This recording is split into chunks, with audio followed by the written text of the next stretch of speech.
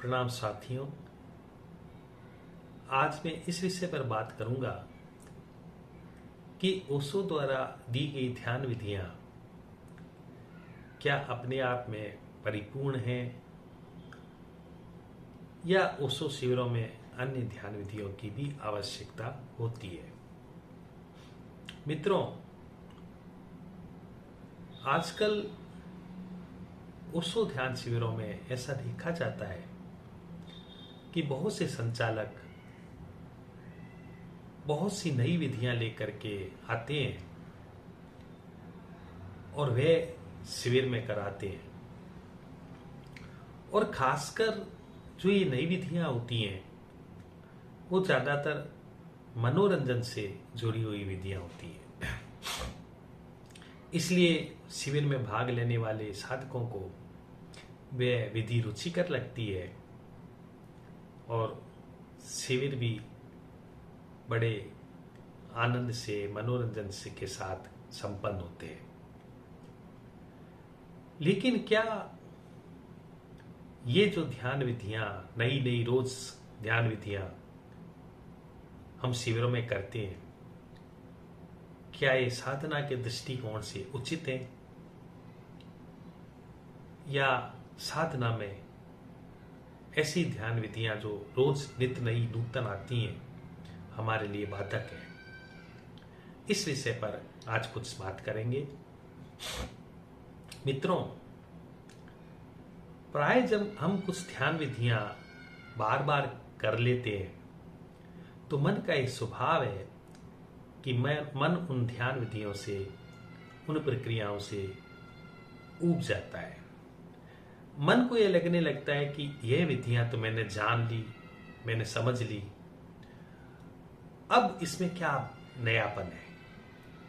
और इस कारण से मन उन विधियों को पुनः पुनः करने से बचना चाहता है।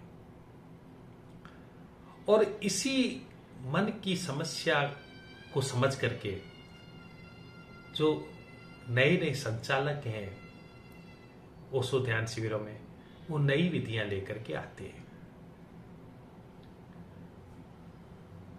मैंने ये पाया है मित्रों कि ध्यान मन को मनोरंजन देना नहीं है।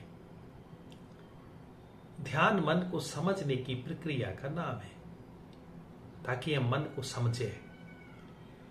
मन यदि किन्हीं विधियों से ऊब जाता है तो संचालक के लिए यह जरूरी नहीं है कि नई विधियां दें। संचालक के लिए यह आवश्यक है कि वह साधकों से को अवगत कराए कि मन ऊबता क्यों है। एक ही चीज को बार बार रिपीट करने से मन ऊबता क्यों है और किस तरह से मन को ऊबने से रोका जाए या मन की ऊब को समझा जाए। अतः आवश्यकता इस बात की नहीं है कि हम हर शिविर में नई विधियां लेकर के जाएं। आवश्यकता इस बात की है कि जो ओशो ने विधियां दी हैं, जो एकदम वैज्ञानिक है, जो मन पर बहुत अच्छे ढंग से काम करती हैं, उन्हें कैसे लंबे समय तक किया जा सके।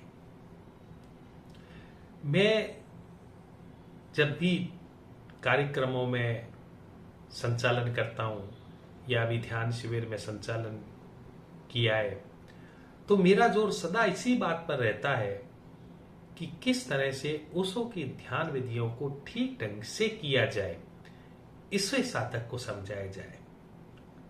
क्योंकि मेरा यह अनुभव रहा है मित्रों कि जो मित्र ओशो की ध्यान विधियां कर रहे हैं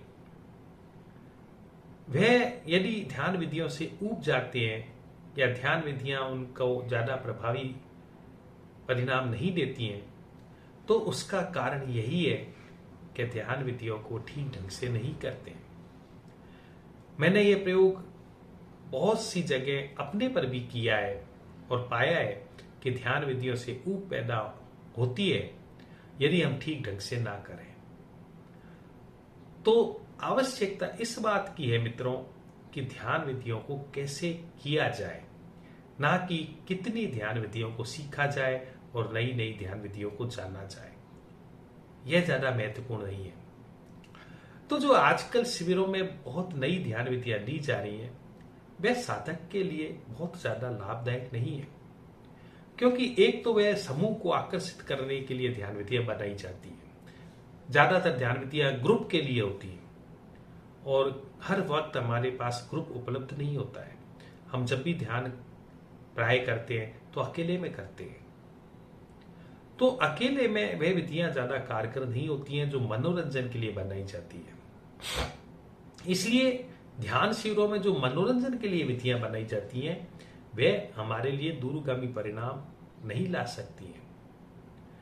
हमें इसी बात पर जोर देना होगा कि जो ध्यान विधियां ओशो ने बनाई हैं उन्हें क्या हम ठीक ढंग से कर रहे हैं या नहीं कर रहे हैं। मित्रों, मेरा पूरा का पूरा अनुभव जीवन का ये रहा है कि ओशो ने जो विधियां दी हैं ध्यान की, वह अपने आप में एकदम परिपूर्ण है। वे हमें वहां तक ले जाती हैं जहां तक हम जा सकते हैं। एक साधक अपनी साधना की यात्रा में कहां किस ऊंचाई तक पहुंच सकता है, वहां तक ओशो की विधियां काम करती हैं। और बुद्ध पुरुष द्वारा जो विधियां दी जाती हैं वो बहुत ही वैज्ञानिक विधियां होती हैं मित्रों। इसलिए ओशो ने तो जो विधियां दी हैं उस पर इतना काम किया है कि यदि उन विधियों के माध्यम से भी यदि हम सत्य को ना जान पाए तो फिर दूसरी विधियों के माध्यम से तो कभी भी नहीं जान पाएंगे। इसलिए ओशो के द्वारा दी गई विधियों को अगर हम ठीक ढंग से करें तो वह 150% परिणाम लाती हैं। यह मेरी पूरी की पूरी विश्वास है या पूरी की पूरी श्रद्धा है, ऐसा समझें। क्योंकि मैंने अपने अनुभव से यह पाया है कि ओशो की विधियां सत्य को जानने के लिए बहुत ज्यादा कारगर होती है। मेरे जीवन में ऐसे भी दौर आए हैं मित्रों जब विधियों से मैं बहुत ऊबा हूं। इतनी बार कर ली विधियां, कुछ भी परिणाम नहीं ला रही, ऐसा लगने लगा था। लेकिन नई विधियां खोजने की बजाय मैंने उन्हीं विधियों को करने के तरीकों पर थोड़ा विचार किया, करने के तरीके को थोड़ा देखा, समझा और पाया कि विधियों को हम गलत ढंग से करते हैं। हम विधियों को आदतन करते हैं, ऐसा करते हैं जैसे हर विधि एक आदत की तरह हमारे पूरा 1 घंटा हो जाए और हम उस 1 घंटे से बाहर आकर के एक निश्चिंतता महसूस करें कि चलो हमने विधि कर ली। ऐसा नहीं होता है। विधि को पूरे आनंद से किया जाता है। हर विधि में ऐसे डूबा जाता है जैसे वो पहली बार की जाती है। उस विधि के पूरी गहराई में प्रवेश करना होता है। उस विधि को पूरे होश से करना होता है। हर पल उस विधि को करते हुए होश कायम रहे, ऐसा हमें ध्यान रखना होता है। इन सब बातों पर मैं एक और वीडियो जारी करूंगा जिस पर चर्चा करूंगा, लेकिन आज मैं केवल इसी बात पर केंद्रित रहूंगा कि जो विधियां ज्यादा शिविरों में कराई जा रही हैं आजकल नई ला करके, उन विधियों से साधकों को कोई ज्यादा लाभ होता नजर नहीं आ रहा है। ऐसा कोई है जो इन विधियों को नई विधियों को करके सत्य को समझा? मुझे तो आज तक ऐसा नजर नहीं आया। इसलिए मैं आपसे यही निवेदन करना चाहूंगा मित्रों कि जो ओशो द्वारा बनाई गई विधियां हैं उन्हें नियमित तौर पर किया जाए, ठीक ढंग से किया जाए और उस पर आस्था श्रद्धा रखी जाए। हर वक्त नई विधियों की खोज न की जाए। नई विधियों से ज्यादा कुछ नहीं मिलने वाला है। मिलना होगा तो उन्हीं विधियों से मिल जाएगा जो ओशो ने दी है, और नई मिलना होगा तो आप कितनी भी विधियां बदलते रहें वह कभी भी नहीं मिलता है। सत्य कुछ होता ही ऐसा है।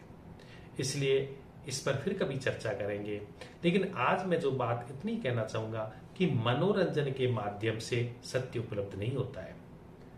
मन हमेशा नया चाहता है।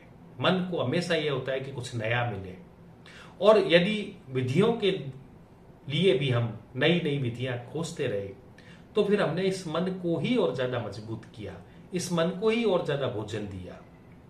और यदि हम इस मन को ही और ज्यादा भोजन देने के लिए नई विधि कर रहे हैं तो मन तो और ज्यादा मजबूत हुआ। और हमें तो मन से पार जाना है, मन से आगे छलांग लगानी है। तो यदि हम मन को मजबूत करते रहेंगे तो मन से पार कैसे जाएंगे? इसलिए जितनी विधियां भी हम कर रहे हैं नई नई, वह हमारे मन को मजबूत कर रही है। और खासकर मनोरंजन वाली विधियां जो प्राय शिविरों में कराई जाती है।